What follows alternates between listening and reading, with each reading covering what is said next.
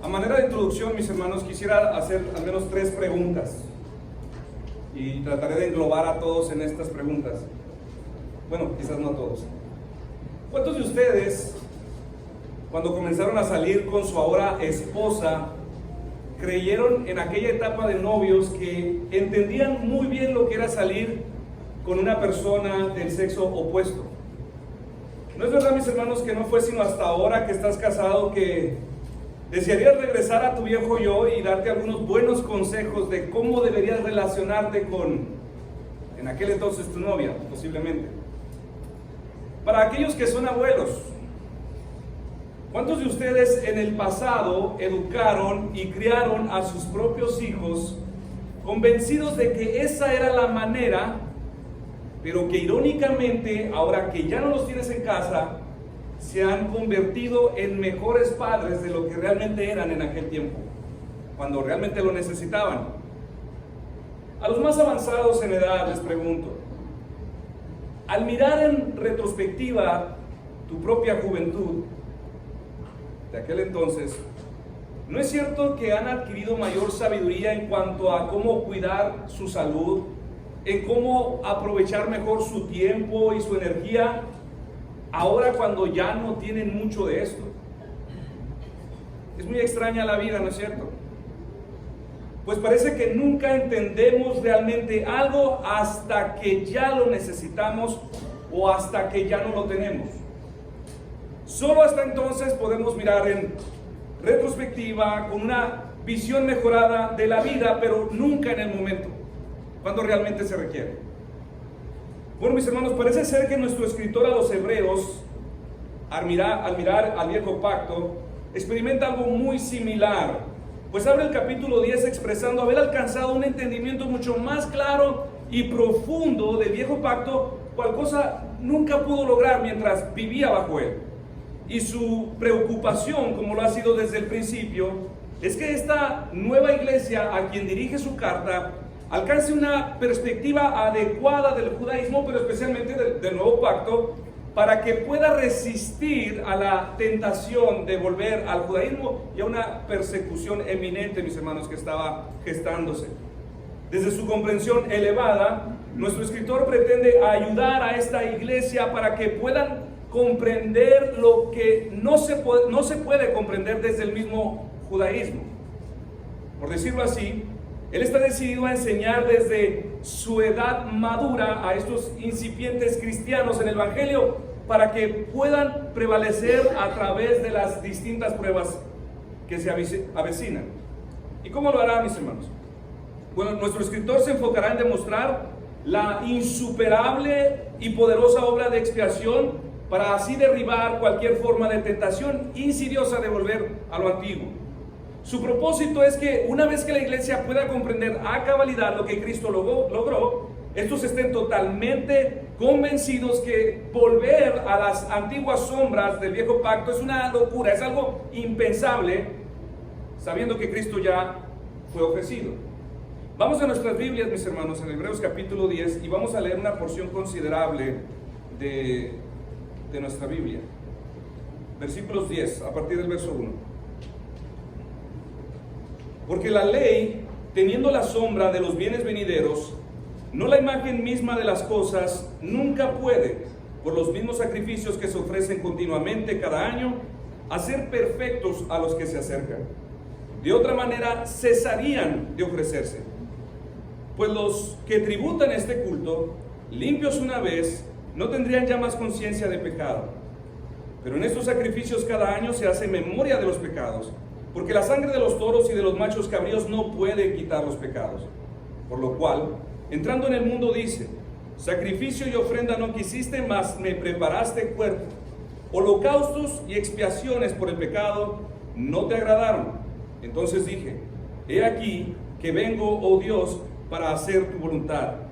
Como en el rollo del libro está escrito de mí, diciendo primero, sacrificio y ofrenda y holocaustos y expiaciones por el pecado no quisiste ni te agradaron, las cuales se ofrecen según la ley. Y diciendo luego, he aquí que vengo, oh Dios, para hacer tu voluntad, quítalo primero para establecer esto último. En esa voluntad somos santificados mediante la ofrenda del cuerpo de Jesucristo, hecha una vez para siempre.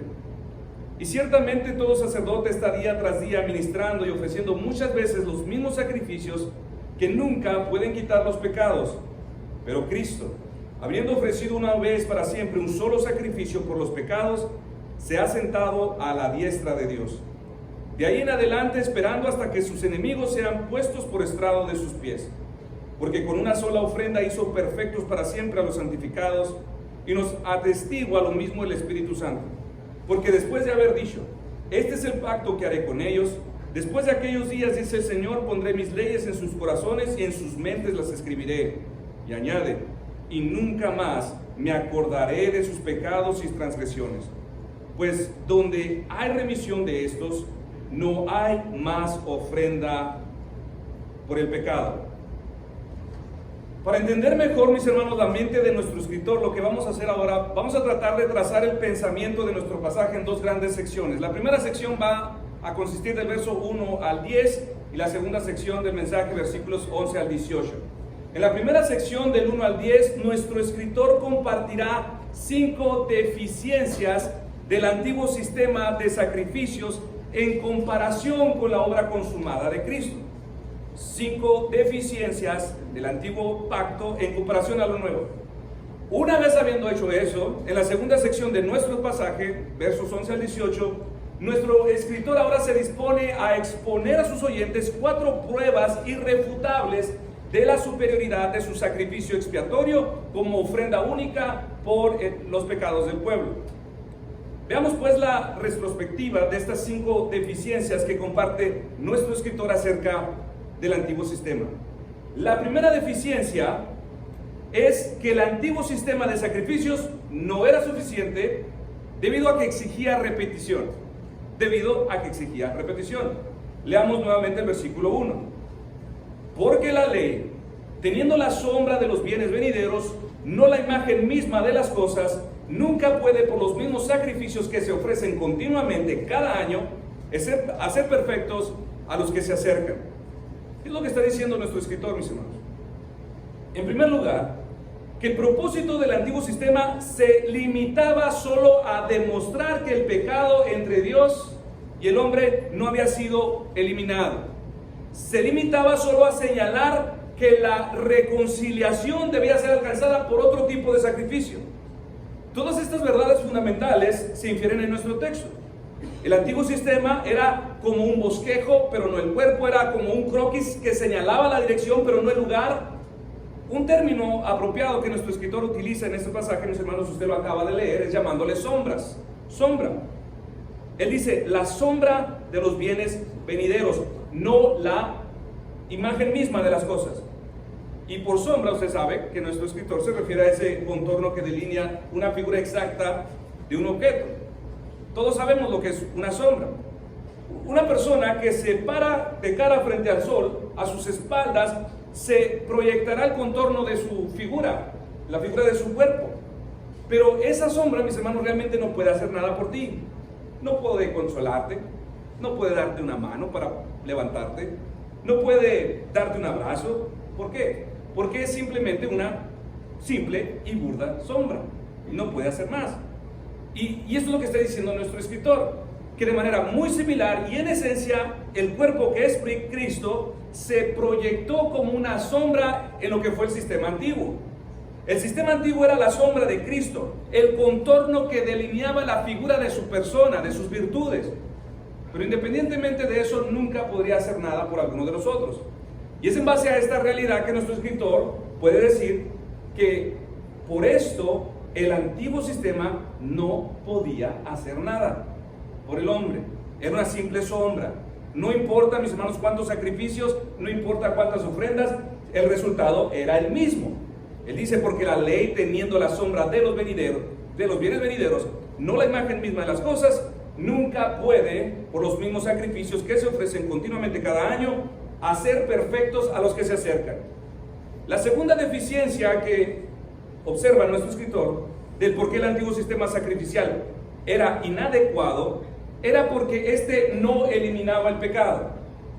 Leamos el versículo 2. De otra manera, dice él, cesarían de ofrecerse, pues los que tributan este culto, limpios una vez, no tendrían ya más conciencia del pecado. En otras palabras, nuestro escritor está reflexionando con sus oyentes, y él está diciendo, si estos sacrificios fuesen sido eficientes para tratar con el pecado, para tratar con nuestros pecados, estos sacrificios ya hubieran destruido el pecado y como consecuencia hubieran cesado. Lo que puntualiza aquí nuestro escritor, mis hermanos, es que pese a los muchos sacrificios con los que los adoradores se acercaban a Dios, seguían siendo conscientes del poder dominante del pecado sobre sus vidas, porque estos no se eliminaban.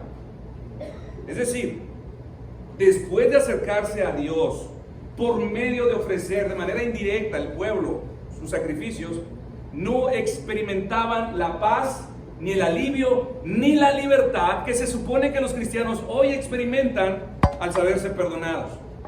Era imposible, mis hermanos. Una vez habiendo ceremonialmente actuado la rendición de cuentas con Dios, no cambiaba nada. Así que el hecho de repetirlos anualmente y verse no curados de este mal, hacía más que evidente la necesidad de un mejor sacrificio.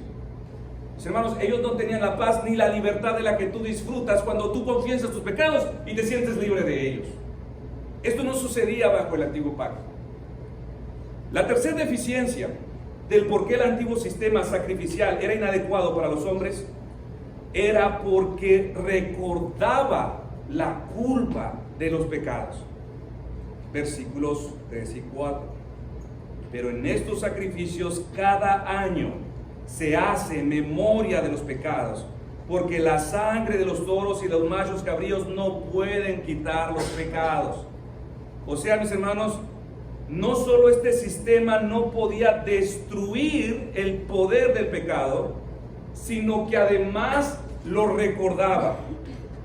Usted recordará, yo sé que todo esto ya suena familiar, recordará que cada vez que llegaba el día de expiación llamado el Yom Kippur, ¿qué sucedía, mis hermanos, en esta ceremonia? Los pecados debían de ser recordados. Tenían que ser imputados de manera ceremonial, pero tenían que ser recordados. Esto, mis hermanos, realmente mantenía a los creyentes en una situación desesperada, pues esta misma ceremonia era la que se encargaba de amordazar sus conciencias año con año, de amordazarles con los recuerdos de todos sus propios pecados e iniquidades. Año tras año debían de ser recordados. Era por esto, mis hermanos, que a medida que se acercaba el día de expiación, el pueblo permanecía con una actitud como enlutados. Porque ¿qué era lo que señalaba ese día? Era que esos mismos pecados del pasado aún no han sido olvidados. Y venía el momento de recordar esta verdad, que esos mismos pecados recordados año tras año permanecían en la mente de Dios. Hermanos, esto es horrible. Imagínese usted, si hace 10, 15, 20 años cometió un pecado del que ahora usted se arrepiente profundamente, ¿cómo sería tener que soportar la maldición de sus recuerdos año tras año? ¿Cómo sería vivir atormentado por tanto tiempo con el mismo pecado sobre nuestras mentes? Yo le digo, ¿qué pasaría? Enfermarías. Tu cuerpo se enfermaría. Perderías el juicio. Pisarías los extremos, los límites de la locura, de verdad. La conciencia puede hacer eso, mis hermanos. El recuerdo del pecado, mis hermanos, es altamente nocivo, es dañino, tanto para el que lo comete como para aquel contra quien se comete. Sus consecuencias lastiman tanto al cuerpo como el alma. Es por esto, mis hermanos, que el creyente por medio de la fe debe estar convencido de que el sacrificio de Cristo ha sido suficiente para limpiarlo de su pecado. Porque si tú dudas, porque si no estás convencido de que has sido perdonado, mis hermanos, Satanás no desperdiciará esa oportunidad. Y lo va a recordar, te lo va a recordar vez tras vez. Él insistirá en ello, hasta neutralizarte. Sí, cristiano, pero neutralizado. Insistirá hasta sumergirte en una especie de depresión espiritual. Y si Dios lo permite, mis hermanos, si Dios lo permite, así como lo permitió con Job, va a enfermar tu cuerpo. Las acusaciones de pecado. Y como dije, mis hermanos, esto no es solo contra el que peca, sino también contra aquel contra quien se peca. Si tú difícilmente puedes o no estás dispuesto a olvidar el pecado de quien pecó contra ti, déjame decirte, hermano, hermana, que tú personalmente te harás mucho daño. Porque el recuerdo del pecado es nocivo, es dañino. Es dañino, igualmente como para el que lo comete, contra quien se cometió. Pero déjame decirte que será aún mucho peor. Si a quien no puedes perdonar, si a quien no quieres perdonar, Cristo ya lo perdonó. Si Cristo ya perdonó, si Cristo ya olvidó el pecado, pero tú insistes en traerlo de vuelta y de vuelta cada día, cada mes, cada año, como en aquellos días donde realmente no existía la posibilidad de olvidar el pecado, de sepultarlo, déjame decirte que ahora el que tendrá un problema con Dios serás tú. Eso es una realidad, mis hermanos. Y no necesariamente el que pecó. Sea tu esposo, sea tu esposa, sea tu hermano, tu hermana, tu padre, tu pariente, tú, solo tú. Tú, solo tú. Si te resistes a olvidar lo que Dios por medio del sacrificio logró hacer, olvidar el pecado, enterrarlo, y si insistes tú en desenterrarlo, lo que Dios ya enterró, si insistes en ensuciar lo que Cristo ya limpió, la Biblia dice que estás tratando su sangre como inmunda, la sangre del Hijo como algo inmundo. Y si eres hijo, si eres hija, Dios te va a disciplinar. Dios te va a disciplinar. Y es muy posible que en tu alma comiences a experimentar los primeros estragos de esa falta de perdón. Y si esto persiste, es muy posible, mis hermanos, que después de esto aún tu cuerpo comience a demostrar estragos de tu falta de perdón.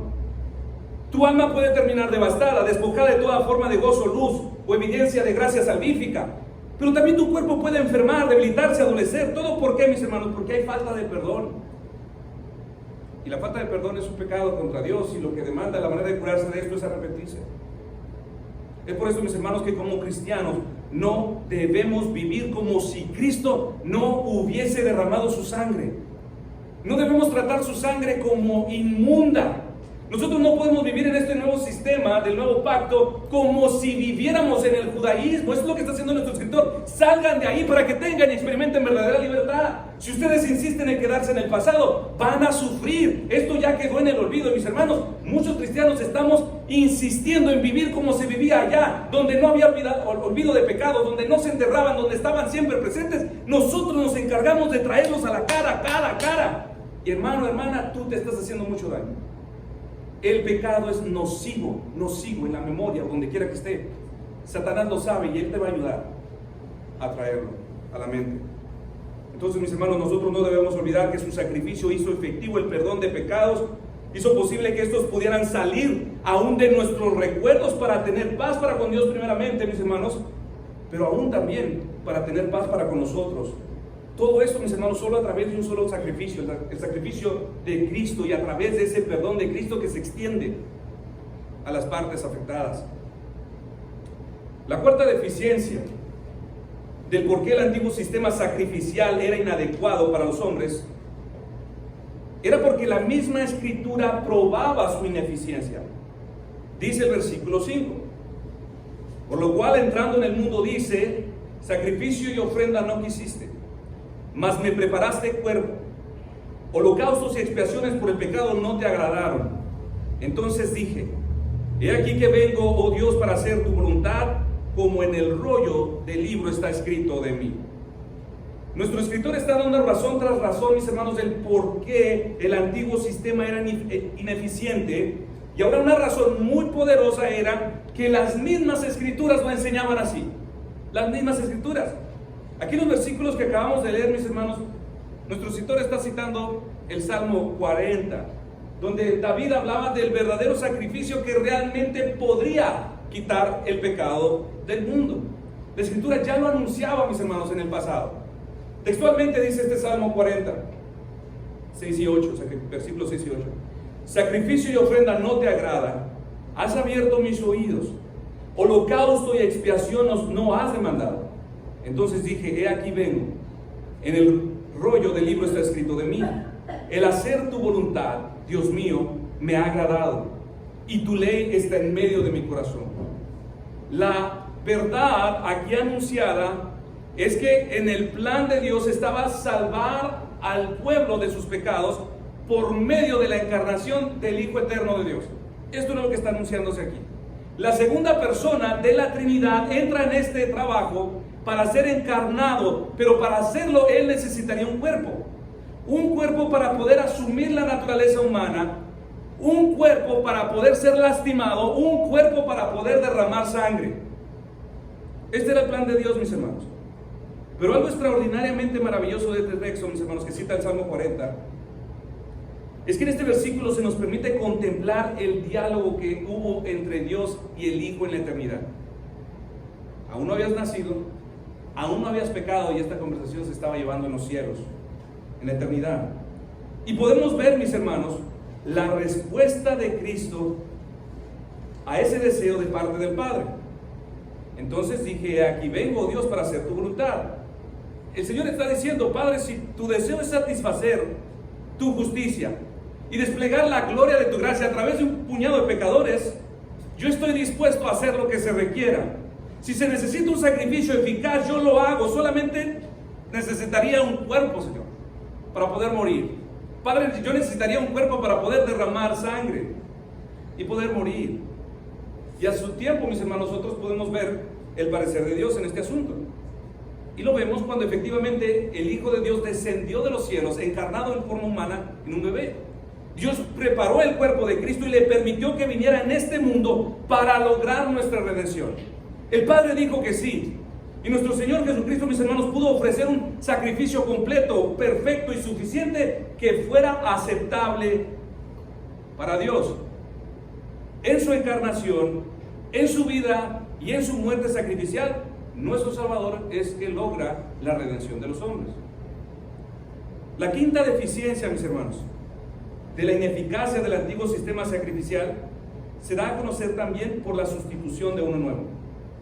En la parte final del versículo 9, el Señor Jesucristo dijo, quita lo primero para establecer esto último. El argumento de nuestro escritor, mis hermanos, es simple. Si el sistema antiguo hubiera sido adecuado, ¿qué necesidad había entonces de establecer uno nuevo?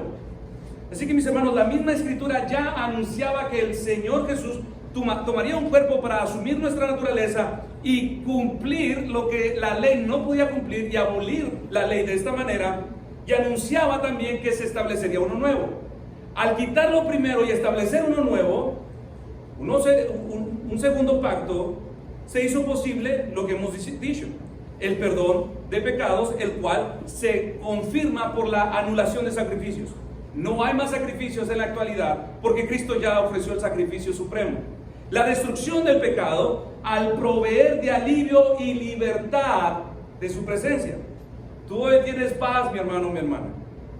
Y si no la tienes, y si eres cristiano, solamente se necesita que vayas a la intimidad de tu cuarto, te arrodilles, confieses delante del Señor, y al ser perdonado podrás levantarte sin una carga de ese día. ¿Por qué? Porque ese sacrificio ya fue ofrecido. Ya no hay necesidad de cargar por el pecado mío ni el pecado de nadie más. Y también hizo posible el olvido del pecado al borrarlos y no ser necesario más su recuerdo, hermano. Estos son los beneficios, mis hermanos, de vivir bajo la gracia. Si tú estás fallando en estas áreas, déjame decirte que no estás aprovechando los recursos del Evangelio. No lo estás haciendo, o no estás escuchando con atención.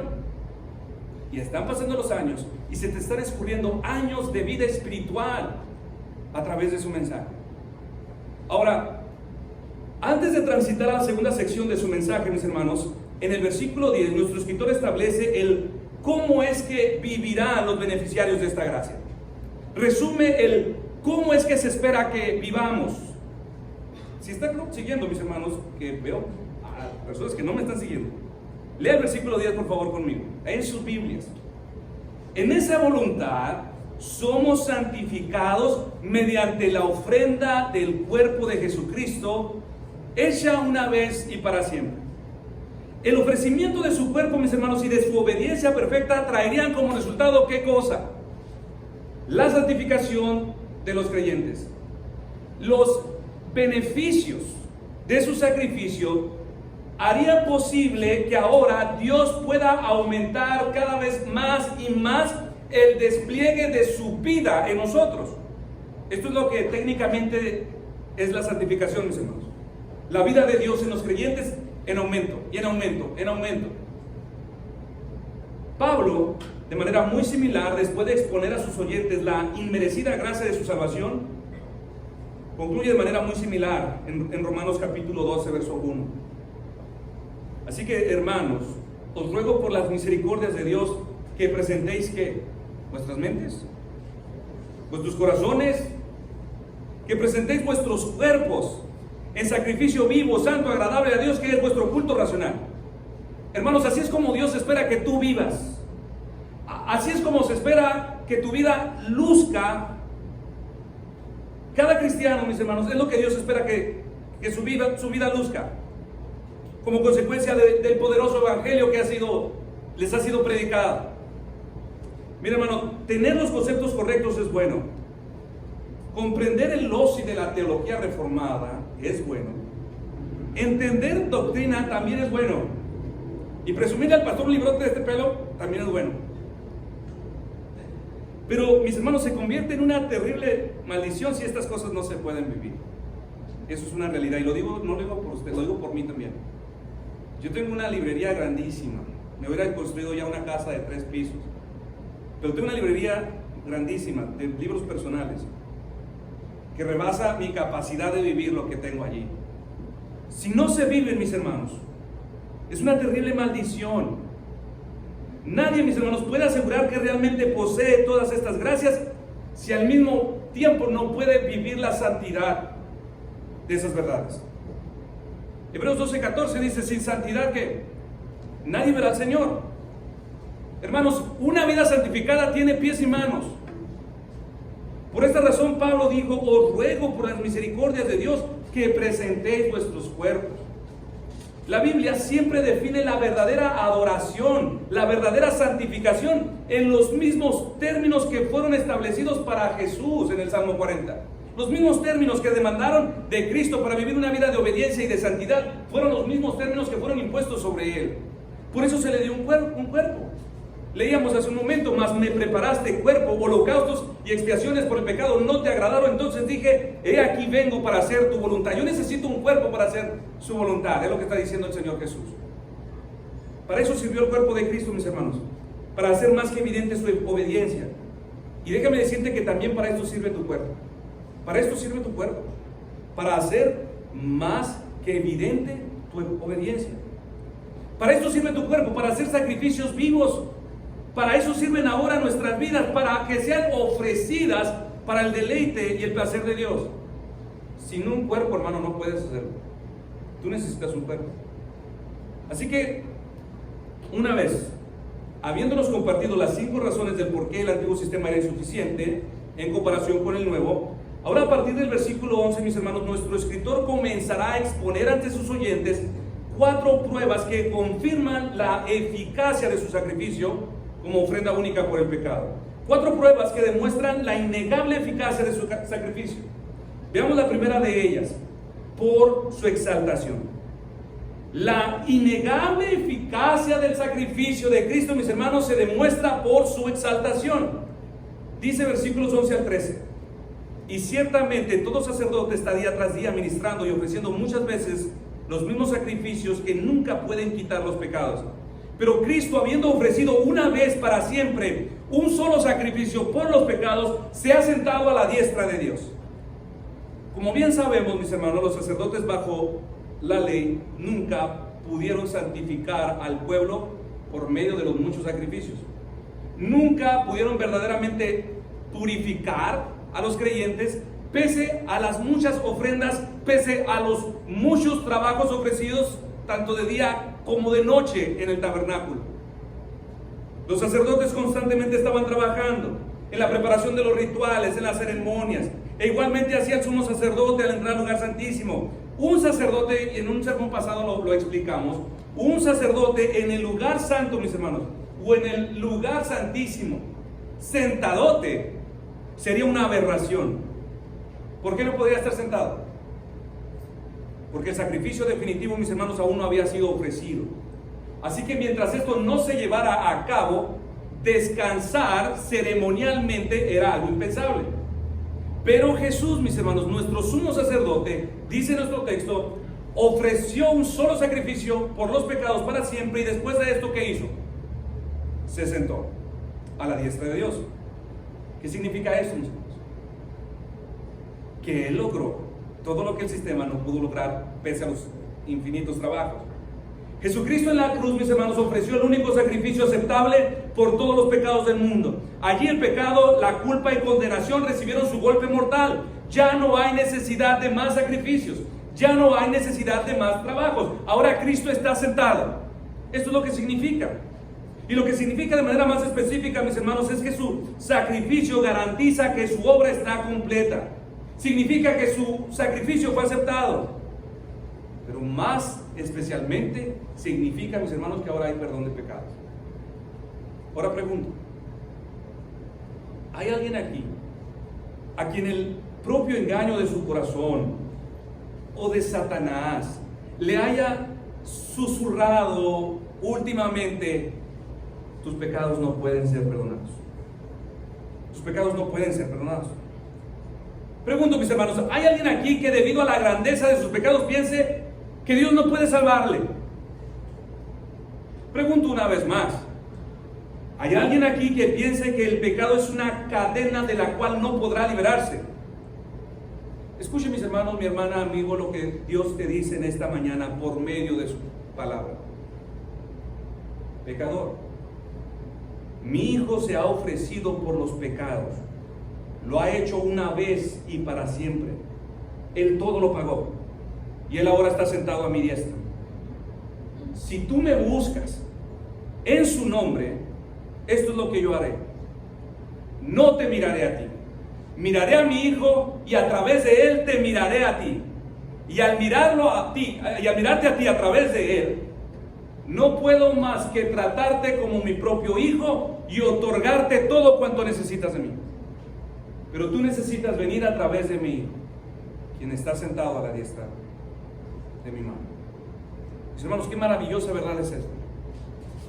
Hoy es el tiempo aceptable para buscarle, porque un día, tal y como vimos la semana pasada, mis hermanos, el trono ya no será más un trono de gracia. El Padre ya no estará llamando para mostrar misericordia, llamará para hacer juicio. Eso es lo que dice el versículo 13 inmediatamente, mis hermanos, después de hablar de estas cosas. De ahí en adelante, esperando hasta que sus enemigos sean puestos por estrado de sus pies. Sigue postergando, advertíamos la semana pasada. Sigue postergando, también el Señor está esperando. También Él está esperando un día donde va a poner a todos sus enemigos por estrado de sus pies. La segunda prueba, mis hermanos, que confirma la eficacia del sacrificio de Cristo es que este sacrificio perfecciona a los creyentes. Versículo 14. Porque con una sola ofrenda hizo perfectos para siempre a los santificados. Este verso, mis hermanos, en su original ha sido escrito en el participio presente. Y lo que esto significa es que una traducción más apropiada para este verso sería: porque con un solo sacrificio está perfeccionando a los que está santificando. Repito, con un solo sacrificio está perfeccionando a los que están santificando. A los que está santificando. Usted puede comprobarlo con cualquier otra versión de la Biblia. Es muy parecido. Así que lo que nuestro escritor está declarando, mis hermanos, es que bajo el antiguo sistema ningún creyente podría ser perfeccionado. Ninguno realmente podría ser purificado de sus pecados. Pero Cristo, mis hermanos, con una sola ofrenda ha logrado todo lo que antes no pudo ser hecho jamás. Que los creyentes fuesen limpiados de su pecado. Pero no solo eso, mis hermanos, sino que progresivamente continúen siendo perfeccionados en una vida santa. Es decir, tu vida no puede lucir lo mismo que lució el año pasado, mis hermanos, o no puede lucir peor de lo que lució el año pasado o el año antepasado. Este sacrificio, mis hermanos, no solo limpia, sino que también perfecciona y progresivamente santifica. ¿Qué dice Filipenses 1:6? Estando persuadidos de esto, que el que comenzó en vosotros la buena obra, la perfeccionará hasta el día de Jesucristo. ¿Cuál es la evidencia, mis hermanos, de que este sacrificio ha sido efectivo en tu vida? ¿Cuál es la evidencia, mis hermanos, de que este sacrificio ha sido efectivo en la vida de las personas? Simple, que Cristo seguirá perfeccionando en ellos lo que una vez comenzó. Hay personas en el día de hoy, mis hermanos, que dicen: yo amo a Cristo, yo tengo a Cristo en mi corazón, palabras como estas.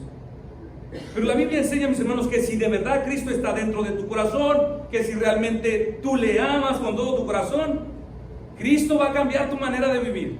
Eso es inaudito. Va a cambiar tu manera de usar tu cuerpo, por usar el verso de Pablo en Romanos 2. Si amas a Cristo con todo tu corazón, entonces Cristo va a ser el Señor de tus ojos. Si amas realmente a Cristo, Él va a ser el Señor de tu mente. Si amas realmente a Cristo, si Él está en tu corazón, Él va a ser el Señor de tus labios. Él va a ser el Señor de lo que haces. Él va a ser el Señor de tus obras y de tus deseos, de tus motivaciones. Y podemos seguir aquí, mis hermanos. Cada área de nuestra vida, su señorío estaría marcado, sellado como su propiedad. Nadie, mis hermanos, nadie de este lugar, nadie debe de ser capaz de decir: yo amo a Cristo con todo mi corazón, con toda mi alma, a menos que se refleje en su manera de vivir, a menos que se refleje en la manera en que usa su cuerpo. Hermanos jóvenes, Dios no quiere solamente tu corazón, Él también quiere tus manos, Él también quiere tus pies, Él también quiere tus ojos, todo sometido a su voluntad, todo. Mire la contradicción que existe en la iglesia, mis hermanos. Decimos que Cristo es el Señor de mi vida, pero difícilmente nos queremos someter a su voluntad. Decimos que Cristo es mi todo, incluso lo podemos cantar, pero ¿no es cierto que tienes otros ídolos en tu vida? Dices que Cristo es todo para ti, pero ¿qué hay del tiempo para servirle? Esto es una contradicción. Si Cristo, hermano, hermana, joven, es realmente tu Señor, entonces Él tiene que poseer todo lo que eres, y Él tiene que controlar todo lo que haces, todo lo que hablas, todo lo que miras, todo lo que escuchas. Así que todos los que realmente se han beneficiado de su sacrificio, dice nuestro texto, se santifican. Se santifican. Es decir, están siendo perfeccionados por Cristo en los caminos de santidad de manera constante. Estoy seguro, mis hermanos. Si esto fallara, Cristo estaría manchando su reputación. Si esto está fallando en tu vida, Cristo está poniendo en juego su reputación, y eso no lo va a hacer. Así que hay que examinar nuestro corazón. La tercera prueba que confirma la eficacia del sacrificio de Cristo se demuestra en la eliminación de nuestros pecados. ¿Se fijan, mis hermanos, cómo antes no hemos señalado todo lo que no se pudo hacer y ahora estamos señalando todo lo que hace? La eliminación de nuestros pecados, versículos 15 y 17. Y nos atestigua lo mismo el Espíritu Santo, porque después de haber dicho: este es el pacto que haré con ellos, después de aquellos días, dice el Señor, pondré mis leyes en sus corazones y en sus mentes las escribiré. Añade: y nunca más me acordaré de sus pecados y transgresiones. Miren, mis hermanos, lo que está haciendo Dios. Esto es lo que Él dice que hará. En el primer pacto, Él los recordaba. En el segundo pacto dice: yo los voy a eliminar, y además de eso los voy a olvidar. No solo que te voy a perdonar, los voy a olvidar. Yo no me voy a acordar. No me voy a acordar. Nuestro escritor aquí vuelve a citar la profecía de Jeremías, mis hermanos, para demostrar que lo que fue profetizado y lo que tanto fue esperado, al fin se logró. ¿Y qué fue lo que fue profetizado? Que llegaría un día donde Dios, por medio de su siervo fiel, al fin quitaría todos los pecados, y que además de eso los lanzaría al olvido. Lo que fue imposible en el pasado, ahora ha sido posible, mis hermanos, por el sacrificio de Cristo. Quitar para siempre los pecados de su pueblo. ¿Hacemos nosotros, mis hermanos, lo mismo? Estamos creciendo a la imagen de Cristo en esa área, que nosotros también, al igual que nuestro Señor, que al igual que nuestro Padre, olvidamos los pecados. Lo que fue imposible en el pasado, mis hermanos, ahora ha sido posible por Cristo. Y si Él lo puede hacer, nosotros como hijos también somos capacitados para hacerlo. Y es por eso, mis hermanos, que ahora nosotros podemos tener seguridad de que ciertamente nuestros pecados e iniquidades han sido borrados, eliminados del registro de Dios. La eficacia de su sacrificio logró que nuestros pecados sean eliminados y que no sean presentados ante el tribunal de Cristo como cargos condenatorios, punitivos, en contra de nosotros. Sí, ahí están, pero no nos podrán condenar, porque han sido olvidados, como en este sentido. Todos nuestros pecados fueron borrados de manera irrevocable en la sangre de Jesús. Y noten, mis hermanos, que no estoy diciendo que algunos pecados, mucho menos pocos, tampoco dice que la mayoría. Hermano, hermana, todos tus pecados, todos los que vas a cometer mañana también, desde ahorita que estemos comiendo y que digan, ay, esa hermana, ¿por qué trajo esa comida? ¿No traía ganas de cocinar o qué? Todos los pecados, mis hermanos. Escucha ahora lo que algunos pasajes del Antiguo Testamento dicen, mis hermanos, acerca de esta realidad. Mis hermanos, si esto fuese pan, por favor, muérdelo, aliméntate. El Salmo 103, versos 10 al 12. No ha hecho con nosotros conforme a nuestras iniquidades, ni nos ha pagado conforme a nuestros pecados. Porque como la altura de los cielos sobre la tierra, engrandeció su misericordia sobre los que le temen. Cuánto está lejos el oriente del occidente, así hizo alejar de nosotros nuestras rebeliones. Isaías 43, 25. Yo soy el que borro tus rebeliones por amor de mí mismo, y no me acordaré de tus pecados. Isaías 44, 22. Yo deshice como una nube tus rebeliones, y como niebla tus pecados.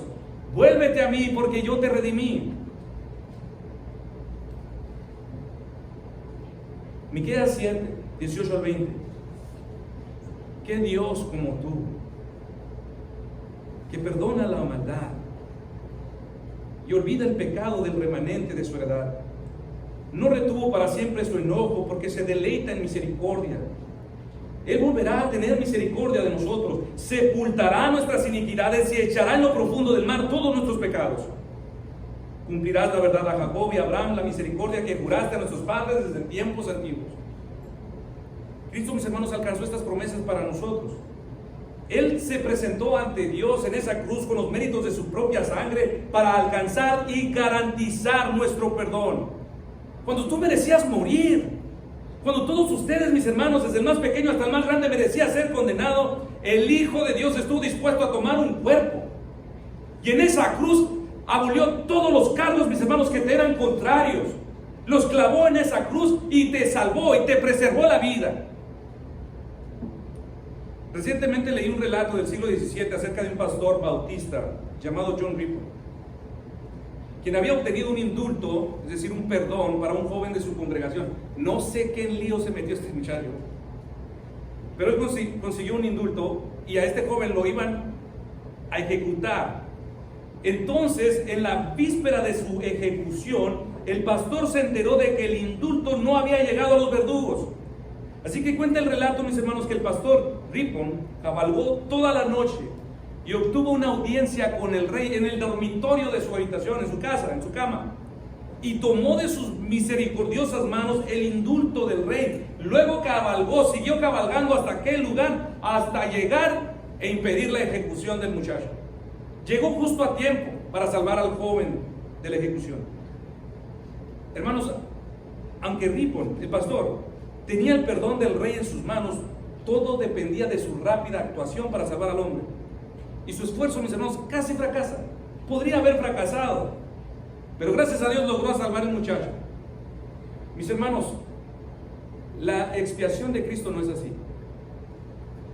¿No se sienten muchos así? ¿Qué tal si no llega? ¿Qué tal si no ha llegado? Tal vez este joven sabía que había sido perdonado, pero no sabía. Se sentía condenado, por supuesto. Mis hermanos, la expiación de Cristo no es así. Este no es un juego. No es un albur, no es algo incierto. Esta está completa, mis hermanos, es segura. La expiación que ha alcanzado Cristo es completa. Él no nos dejará con algunos pecados, ni con pocos pecados, ni con la mayoría. Él terminará con todo, mis hermanos. Él lo ha hecho. Él terminó con nuestra condenación. Él se encargó de todo, de absolutamente todo, y se olvidó.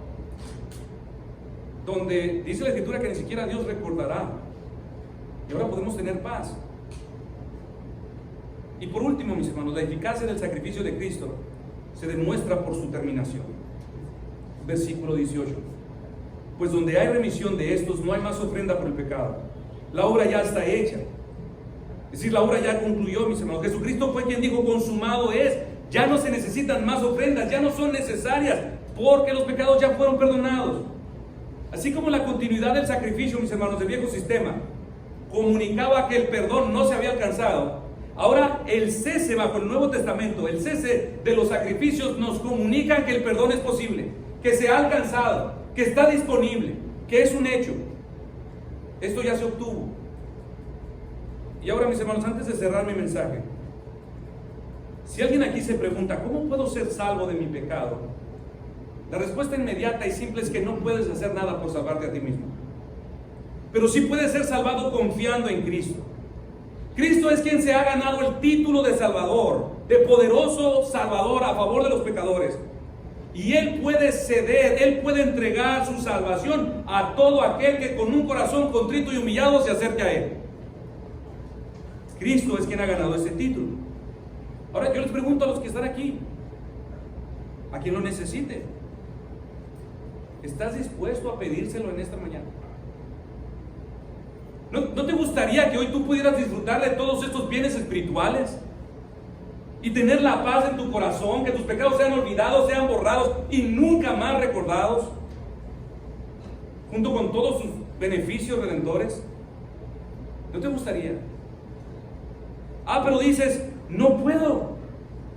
Siento en esta mañana que mi voluntad está atada al pecado. Yo quisiera, pero no puedo librarme de mí mismo para venir a Cristo. Yo quisiera, pero mis deseos pecaminosos se oponen.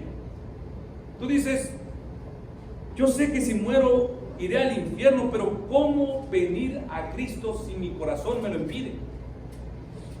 Déjame decirte que eso, gloria a Dios, si te ves a ti mismo así.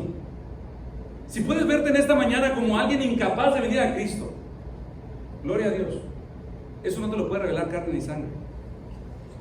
Si tú quieres, pero no puedes, y si tú te sabes que eres esclavo de tus deseos, eso no puede más que revelártelo el Espíritu Santo y mostrarte las cadenas de tu pecado. Y eso, querido amigo, querido joven, es la clase de pecadores que Cristo está buscando.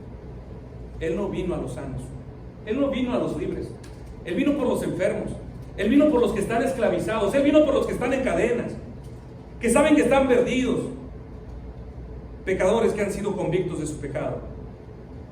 Si tú te identificas con estas palabras, gloria a Dios, mis hermanos, porque este es un terreno fértil para poder sembrar la semilla de fe, la semilla verdadera que puede producir verdadera salvación. Esta es la clase de terreno donde Dios deposita en esos corazones, deposita la preciosa semilla de su palabra.